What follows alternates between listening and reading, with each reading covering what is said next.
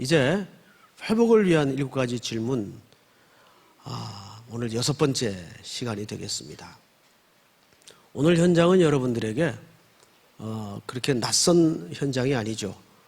간간히 또 인용을 통해서도 들었고 직접 설교를 통해서도 많이 익숙히 보아왔던 현장입니다. 오늘 이 현장이 우리에게 뭘 말하고 싶은가를 성경을 한 절 한 절 따라가면서 들여다보도록 하겠습니다. 우선 이 배경은 이렇습니다. 1절을 한번 볼까요? 그 후에 유대인의 명절이 되어 예수께서 예루살렘에 올라가시니라. 여기 유대인의 명절이라는 그 시간적 배경을 유념하십시오. 왜냐하면 유대인들에게는 적어도 이 명절은 명절 이상의 의미를 담고 있는데, 이 명절은 그들에게 모든 신앙의 총아라고 할 수 있는 그들이 생명처럼 붙드는 형식입니다. 그래서 그들은 명절, 절기, 이제 후에도 나오겠지만 안식일, 이런 것들을 굉장히 생명처럼, 어쩌면 생명보다 더 중요하게 지키는 아이러니 속에 살고 있는데도 불구하고 자신들은 그것을 모르고 있다는데 문제가 있었죠. 자, 어쨌든 예수님께서 명절이 되어서 예루살렘으로 올라가셨습니다. 그리고 2절에 보니까 예루살렘에 있는 양문 곁에, 자, 우선 이 양문이 뭔가 하면 예루살렘은 성으로 둘러있죠. 거기엔 여러 종류의 문이 있습니다. 자, 우리도 4대 문이 있고 또 사이사이에 작은 소문이 있습니다. 저 벽제 쪽으로 난 문은 시구문이라고 옛날에 있었어요. 거긴 공동묘지가 그쪽으로 돼 있었기 때문에 시신을 들고 나는 문, 그래서 시구문이라고도 있었습니다. 그렇듯이 느헤미야 3장에 보면 바벨론 포로에서 돌아온 이스라엘 백성들이 이 무너진 성벽을 재건하는데 제일 먼저 건축했던 문이 양문입니다. 양문은 한자를 보면 조금 더 정확히 알겠는데 영어 성경에는 sheep gate라고 되어 있어요. 그러니까 즉 양을 들고 나는 문이다, 그 뜻이에요. 근데 그 양은 어떤 용도의 양인가 하면 하나님 앞에 제사를 드리기 위해서 제물로 드리는 양을 그 문으로만 들고 나도록 되어 있습니다. 그러니까 이 문은 굉장히 중요한 문이 되겠죠. 그래서 첫 번째로 지어집니다. 그러니까 모든 이 예루살렘 성전은 바로 예수 그리스도의 실체를 상징하는 하나의 건물이었는데, 가장 중요한 것은 그리스도의 희생 없이는 우리가 존재할 수 없다는 것을 그런 그림으로서 또는 건물로서 설명을 하는 거죠. 바로 그 양문 곁에는 성경에 보니까 히브리 말로 베데스다라 하는 못이 있었다, 이렇게 표현을 하죠. 자, 베데스다 많이 들었죠. 그래서 뭐 베데스다 집도 있고 한데, 자, 우선 히브리 말로 이 베데스다라는 말이 무슨 뜻인가 하면 합성어입니다. 두 단어가 합해진 하나의 단어입니다. 어떤 단어가 합해졌는가? 첫째는 베이트, 히브리 말로 벳 또는 베이트 하면 집이란 뜻입니다. 그러니까 벳엘, 엘은 하나님이죠. 벳, 집입니다. 하나님의 집, 그런 의미처럼 여기 베데스다 하면 베이트라는 단어와 집이라는 의미죠. 플러스 헤세드. 자, 지금 제가 말씀드린 이 헤세드는 성경 전체에서 가장 중요한 하나님의 속성을 내포하고 있는 단어이기도 합니다. 헤세드는 여러 의미로 해석할 수가 있는데, 하나님의 능력, 하나님의 자비, 하나님의 인애, 하나님의 은혜, 하나님의 긍휼, 이 전부 헤세드라는 단어 속에 내포되어 있는 하나님의 성품 또는 속성을 얘기해요. 저희 딸 이름도 여기서 인용을 했습니다. 인애. 쓸데없는 얘기를 아침부터 하죠. 어쨌든 좋은 이름입니다. 헤세드라는 이름은. 그러면 이 두 단어를 합한 걸 우리가 한국말로 다시 한번 종합을 해보면 무슨 뜻이 되겠어요? 베데스다, 베이트 플러스 헤세드, 즉 자비의 집이라는 뜻입니다. 연못의 이름 자체가 자비의 집, 인애의 집, 은혜의 집, 긍휼의 집이라는 의미의 이름이 붙여진 연못이에요. 그런데 이 연못은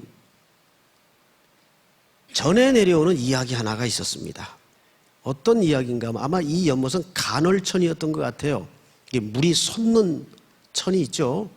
저는 우리나라에는 그런 천이 있다고는 들었는데 정확히 어디인지는 가본 적도 없고 본 적도 없어요. 이게 물이 이렇게 밑에서 푹푹 솟죠.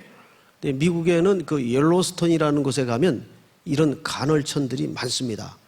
그래서 물기둥이 이렇게 쭉쭉 솟아나는 그런 천들이 있어요. 근데 그런 천들이 대개 치료에 해당하는 물질들이 포함되어 있기 때문에 많은 환자들이 거기에 몰려들었고 또는 피부병, 관절염 환자들이 톡톡히 재미를 본다는 이야기가 있습니다. 그런 이야기 때문인지 그게 확대 재생산돼서 사람들 사이에는 거기 들어가면 병이 났는데 그게 어떻게 이제 만들어진 이야기로 발전을 했는가 하면 천사가 내려와서 물을 움직일 때 누구든지 제일 먼저 들어가는 사람은 어떤 병에 걸렸든지 낫게 된다라는 이야기를 믿고 이 주변에 많은 환자들이 구름대처럼 몰려들기 시작했습니다. 자, 그 광경을 이렇게 묘사했어요. 3절 그 안에 많은 병자, 맹인, 다리 저는 사람, 혈기 마른 사람들이 누워 물의 움직임을 기다리니 이는 천사가 가끔 못에 내려와 물을 움직이게 하는데 움직인 후에 먼저 들어가는 자는 어떤 병에 걸렸든지 낫게 되밀어라. 자, 이제 조금 앞을 볼까요? 여기 지금 많은 환자들이 있는데 그 중에서도 유독 세 종류의 환자를 소개합니다. 맹인, 두 번째는요 다리 저는 자, 세 번째는요 혈기 마른 자. 자, 이 세 종류의 환자가 갖는 공통 분모가 뭘까요? 물론 병자라는 공통 분모가 있긴 하지만 어떤 종류의 병자입니까? 반드시 누군가의 도움이 필요한 사람들이에요. 뭐 위장병이 걸렸다든지 하는 것은 자기가 움직일 수도 있죠. 자, 우선 맹인, 앞을 보지 못하는 분이에요. 누군가의 도움 없이는 그 못에 들어갈 수가 없어요. 가끔가다 이제 앞을 보지 못하는 맹인들 우리가 뵈면은 이제 도와준다고 어떻게 자세를 잡는가 하면 도와주는 사람이 그 맹인의 팔을 잡고 앞으로 이렇게 안내를 해요. 그러면 절대 앞을 보지 못하는 분들은 걸어갈 수가 없어요. 두렵고 무서워서. 그래서 맹인들을 도와줄 때는 길에서 만나더라도 뭐 한 길을 건넌다거나 또 어디를 안내를 한다거나 할 때는 반드시 내 팔을 들이밀고 뒤에 세워야 돼요. 반보쯤 뒤에 세우고 내 팔을 잡도록 해야 됩니다. 그래서 내가 움직이는 진동과 느낌과 감각을 이 사람에게 계속 정보 차원에서 흘려줘야 됩니다. 그러면 편안하게 이분이 따라 걸을 수가 있어요.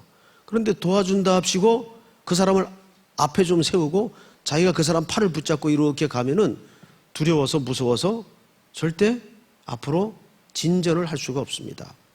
어쨌든 이 맹인은 누군가의 도움을 받아야 되는 사람이에요. 다리 저는 사람, 다리가 불편하니까 혼자 움직일 수가 없겠죠.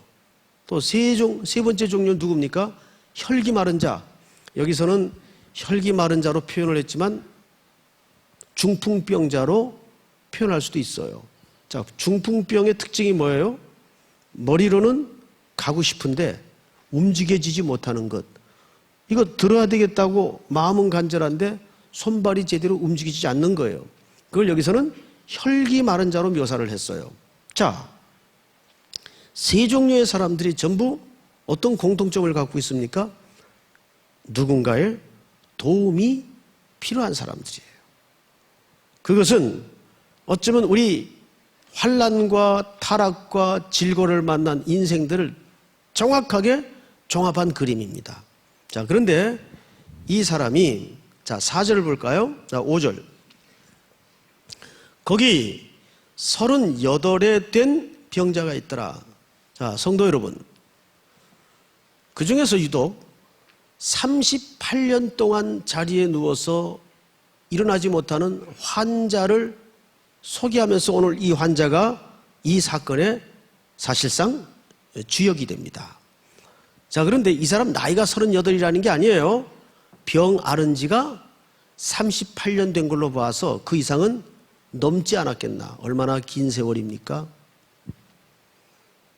얼마나 오랜 세월을 일어나지도 못하고 누군가의 도움을 받으면서 생을 살아야 했겠어요. 근데 왜 하필 38년일까요? 그리고 이 숫자는 어떤 의미가 있길래 성경은 유독 이 숫자를 바뀔까요? 이 38년 된 환자의 정체는 뭘까요? 그래서 우리는 성경을 한번 찾아보도록 하십시다. 자, 여기를 좀 접어두시고 신명기 2장을 넘어갑니다. 신명기 2장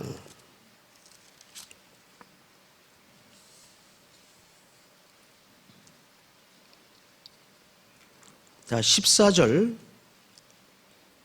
한번 같이 읽겠습니다. 2장 구약 성경에 있습니다. 신명기 2장 14절 시작.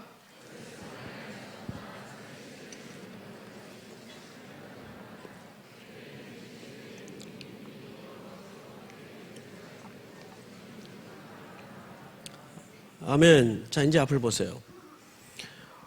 가데스 바네아에서 떠나 세렛 시내를 건너기까지 몇 년 동안이라고요?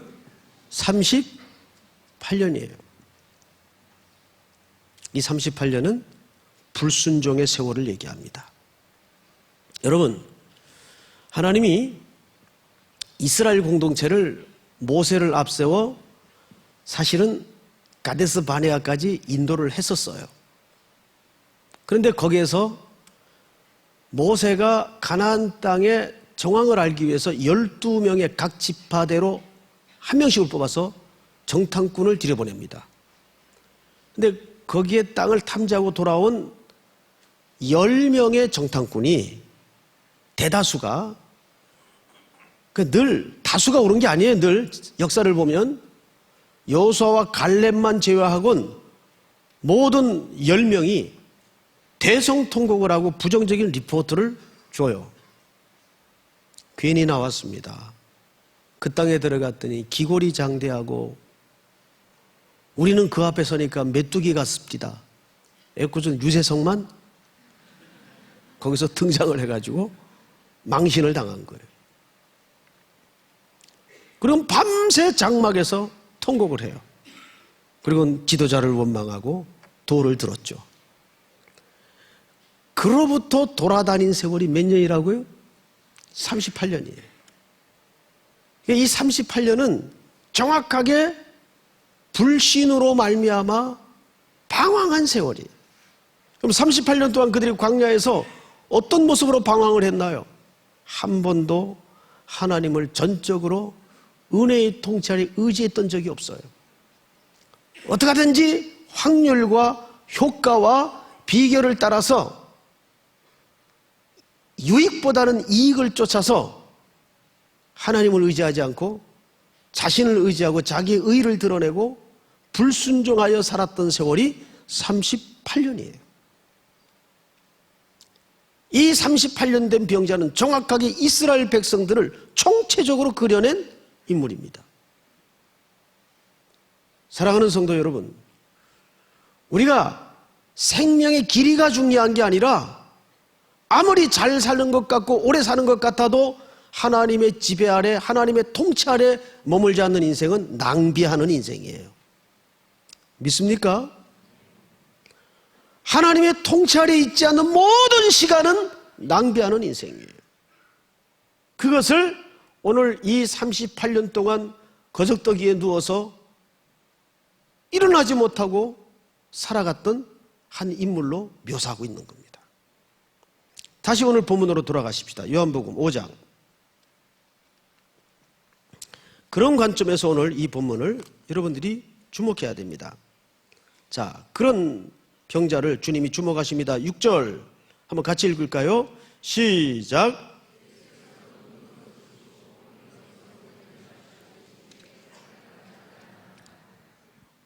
이 사람은 누워 있어요. 누구의 도움 없이 일어날 수 없는 사람이에요. 누워 있어요. 성경에는 누워 있다는 표현이 은유적으로 가끔 가다가 어떻게 가치를 갖고 있는가 하면 죽었다라는 가치를 갖고 있어요. 죽은 거예요. 살아있으나 살은 삶이 아니죠. 죽은 삶이에요. 그리고 주님은 벌써 그 병이 오래된 것을 꿰뚫어 보셨습니다. 그리고 오늘 6번째 질문을 합니다. 네가 낫고자 하느냐? 네가 낫고자 하느냐? 저는 이 말씀을 준비하면서 이 현장에 저를 한번 대입시켜 봤어요. 만약에 네게 오늘 주님이 이렇게 질문을 하셨다면 너는 뭐라고 대답했겠니? 오늘 여러분들이 이 성경 속으로 뛰어들어오셔서 주님 앞에 정직하게 이 질문 앞에 답을 한번 꺼내놓으시기 바랍니다. 네가 낫고자 하느냐? 벌써 주님은 여러분들의 병이 영육간의 어떤 삶의 영역이 오래된 병인 걸 알고 계세요. 그것은 살아있으나 산 삶이 아니라는 걸 알고 있어요. 죽은 삶이에요. 주님의 통치가 임하지 않는 삶의 현장 있죠? 명분만 주님을 붙들고 있지 주님의 통치 아래 있지 않는 삶의 영역이 있단 말이에요. 이미 그 병은 주님이 보시기에 오래된 병인 줄 알고 있어요. 그것은 여러분들의 인생 속에 죽어있는 자리에 그 현장을 향해서 주님이 이 시간 묻습니다. 네가 낫고자 하느냐? 뭐라고 대답해야 될까요? 예, 낫고 싶습니다. 저 좀 살려주세요. 이게 가장 간단한 대답인데, 그리고 가장 진솔한 대답인데, 그만 이 환자의 입에서 터져나온 대답 속에 자신이 어떤 상태인가를 그만 폭로하고 말았습니다. 자, 그 대답을 한번 우리가 오늘 나의 심정으로 주목해 볼 필요가 있습니다. 7절을 한번 같이 읽겠습니다. 7절 시작. 병자가 대답하되 주여, 물이 움직일 때에 나를 못에 넣어주는 사람이 없어 내가 가는 동안에 다른 사람이 먼저 내려가나이다. 자, 여러분, 이 환자의 대답 속에 우리는 인생사의 한 단면을 볼 수 있으면서 동시에 이 환자의 상태가 어떤 상태이며 인간이 무엇인가를 그대로 폭로하고 있는 것을 만납니다. 첫째, 이 환자의 문제는 뭐예요? 뭘까요? 다른 사람에게 자기 인생에 고쳐지지 못하는 것을 책임지우고 있어요. 내가 내려가는데 나보다 먼저 다른 사람이 내려갑니다. 그러니까 자기가 이렇게 누워있는 오랜 시간의 병생활은 이 사람의 언어 속에 흘낏 힌트가 나오고 있어요. 쟤 때문에, 저 사람 때문에 이 세상은 무자비한 경쟁사회죠. 아니, 너 넣어주면 내가 못 들어가는데 누가 누구를 넣어준단 말이에요. 여기 그가 스스로 이렇게 고백해요. 7절에 보니까 나를 못에 넣어주는 사람이 없어. 원문에 보면 도와주는 사람이 하나도 없어, 그 말이에요. 이 세상에 누가 나를 도와줘요? 누가 나를 도와줘요? 도와주면 그 사람이 고쳐져 버리고 나는 여전히 병든 상태로 살아야 되는데 누가 누굴 도와줘요? 이것이 양보할 수 없는 이 자본주의 사회의 생리예요. 그렇지 않습니까? 네가 붙으면 내가 떨어지는데. 그래서 교실 안에서도 그 여린 학생들이 노트한 걸 서로 안 보여주고 남이 노트한 것을 훔쳐서 뺏어가고 정보를 서로 나누지 않고 이렇게 담벼락을 치고 시멘트 공고리를 치고 인간과 인간 사이에 벽을 쌓고 살아가요. 왜? 세상은 그런 구조일 수밖에 없어요. 도대체 누가 누구를 도와줘요? 아니, 돈 앞에서는 부부도 등을 지는 세상인데 누가 누굴 도와줘요?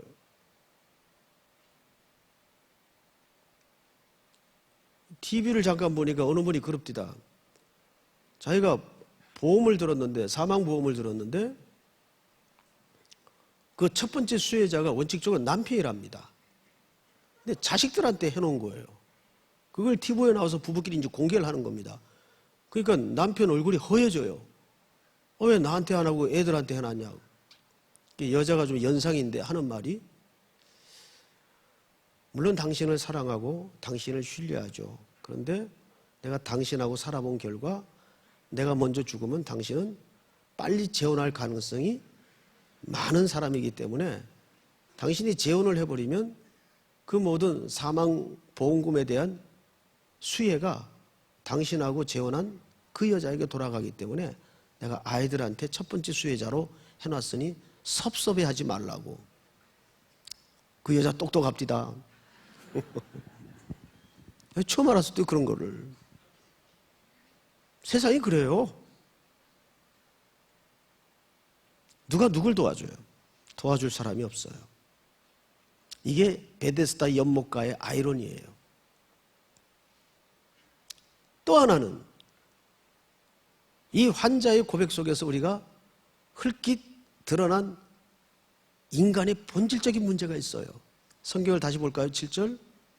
병자가 대답하되 주여, 물이 움직일 때 나를 못에 넣어주는 사람이 없어. 내가 가는 동안에 다른 사람이 먼저 내려가나이다. 세상에 이런 바보 같은 대답이 어디 있어요? 자, 이 그림을 잘 보세요. 여기는 장소가 어디예요? 베데스다 연못가예요. 베데스다라는 말이 무슨 뜻이라고요? 하나님의 은혜, 하나님의 자비라는 뜻이에요. 지금 그 옆에 누가 계세요? 자비의 주체이시고 자비의 주인이신 창조주 예수님이 서 계세요. 죽은 자도 살리시고 천지 만물을 말씀으로 하나님 아버지와 함께 창조하셨던 창조주가 앞에 계세요. 그분은 자비의 주인이세요. 그래서 육신을 입고 우리를 구원하기 위해서 이 땅에 오신 분이에요. 그런데 이 어리석은 인생이 그 창조주 하나님 앞에, 창조주 자비의 주제이신 예수 그리스도 앞에 무슨 고백을 해요? 내가 내려가는 동안에 뭘 지키려고 합니까? 인간의 행위를 붙들고 있어요. 인간의 방법을 붙들고 있어요. 그 알량한 인간의 방법을 마음속에 감추고 있던 것을 자기의 대답 속에 폭로해버립니다. 이게 인간의 타락한 자존감이에요. 그래서 신앙생활이라는 것은 세월이 쌓아지고 날이 갈수록 하나님이 기뻐하는 태도가 뭐냐? 하나예요. 열심도 좋고 무엇을 헌신하는 것도 필요하지만 하나님이 가장 사랑하는 성도들에게 고귀하게 여기는 자녀로서의 태도는 우리의 어떤 행위를 지키는 것이 아니라, 아버지 불쌍히 여겨주세요. 주님 저 좀 살려주세요. 이거 한마디예요. 믿으십니까? 이거 한마디예요. 그것을 가장 소중한 신자의 자녀의 가치로 여기시는 거예요. 어떤 조건도 이유가 없어요. 어떤 조건도. 왜? 이 세상에는 치열한 경쟁 사회이기 때문에 누구 하나 내게 도움을 진정으로 줄 사람이, 진심으로 줄 사람이 없어요. 친구? 아닙니다. 친구란 영화를 보세요. 네가 가라. 이런 소리밖에 안 하는 거예요. 욥기를 보세요. 욥기. 친구란 놈들이 와서 위로한답시고 너 기도해봐. 뭔가 죄가 있을 거 아니냐. 네가 애매히 이런 고난을 받을 이유가 없다. 그게 망할 놈의 이웃이에요. 친구예요. 예? 그게 세상이고, 이거는 철저히 이 세상에서 홀로 되어 봤던 사람만이 느낄 수 있는 저린 마음이에요. 아무도 없어요. 주님만이 위로자이십니다. 세상을 살면서 힘든 건 견디겠더라고요. 힘든 건 견디겠는데 진짜 무너질 때가 언젠가 하면 위로가 없을 때 사람들은 무너져요. 위로하는 이가 없을 때. 그래서 우리 그리스도인들은 이 험한 세상에, 위로 없는 세상에 위로자가 되어야 됩니다. 그래서 이 설날 같은 때 정말 공고한 이들을 만날 때마다 여러분들이 하나님의 아들로서 딸로서 위로자가 되어야 돼요. 이 세상은 아무도 위로자가 없지만 예수님께서 누구를 보내셨어요? 참된 위로자, 보혜사, 성령님을 보내셔서 우리 속에 영원히 내주하게 하십니다. 너희가 음부의 자리를 펼지라도 내가 거기에 너와 함께 하겠다. 이게 주님의 지독한 신비한 사랑의 열심이에요. 주님만이 위로자이십니다. 믿습니까, 여러분? 이 환자의 입에서 38년 동안 얼마나 지독하게 외롭고 무섭고 답답하고 절망스러웠겠어요. 나를 도와주는 이가 아무도 없습니다.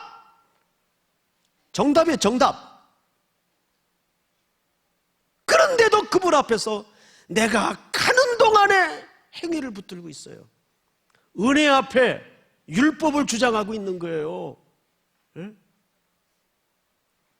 38년 된 병자, 구약의 모든 이스라엘 백성들의 그 본질적 정체를 이렇게 설명하는 겁니다. 아니, 우리 인간의 내면을 이렇게 고발하는 거예요.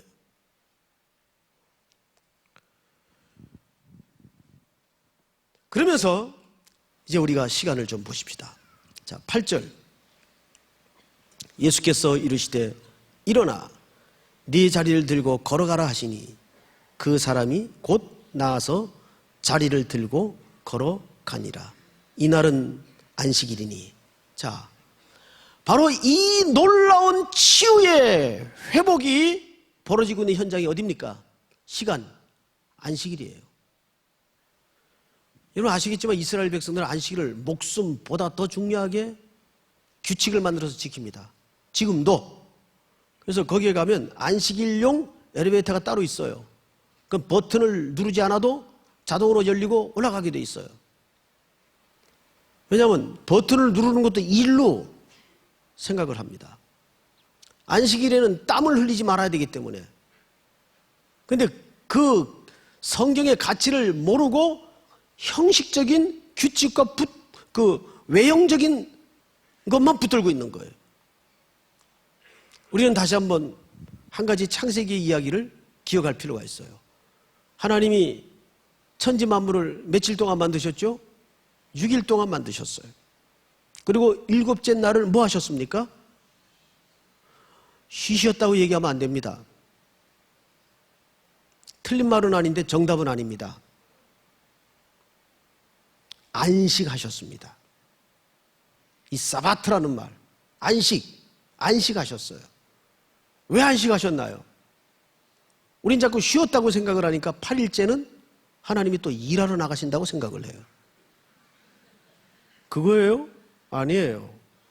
6일 동안 천지를 만드시고 7일째 안식을 하셨다는 말은 6일 동안의 천지 창조의 역사가 더 이상 손댈 것도 없이 온전하고 완전했다는 뜻입니다. 그래서 7째 날 안식하시고 그 다음 날은 영원히 안식하시는 거예요. 그래서 매일 안식하시는 거예요. 그것을 인생에게 누리도록 그렇게 하셨어요. 그런데 하나님과 같아지려는 인간의 자존감이 죄로 발전을 해서 안식이 깨져버리죠. 그래서 누가 오셔야 됐던 겁니까? 안식일의 주재자이신 예수님이 오셔야 됐던 거예요. 안식이 끊어진 인생. 요한복음 2장에서는 그것을 어떻게 묘사했죠?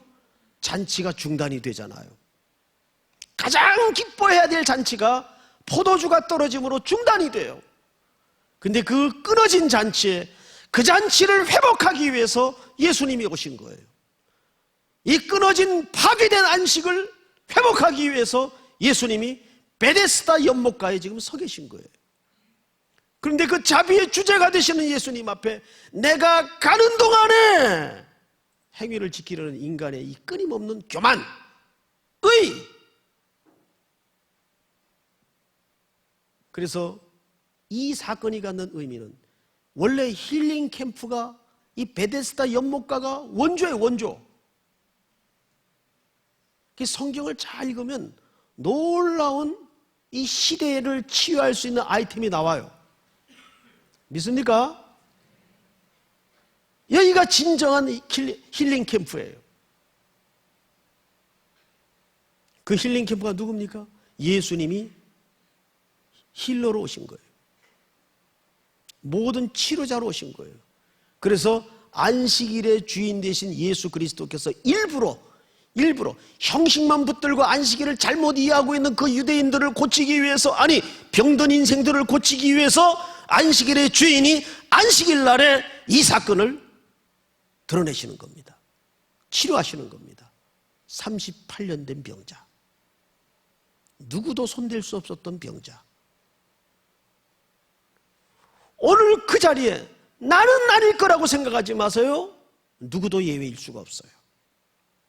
오늘도 진정한 치료자 되시는 이 예수님 앞에 여러분들의 온 인생을 드리고, 주님 살려주세요, 고쳐주세요, 손 들고 옵니다. 믿습니까? 오늘 이 복된 명절에, 이 설날에 치료자 되시는 예수님의 치료하심이 여러분들의 전 인생에 걸쳐 영육간의 치료에 놀라운 은총이 임하기를 주님의 이름으로 축복합니다. 우리 다 일어나십시다.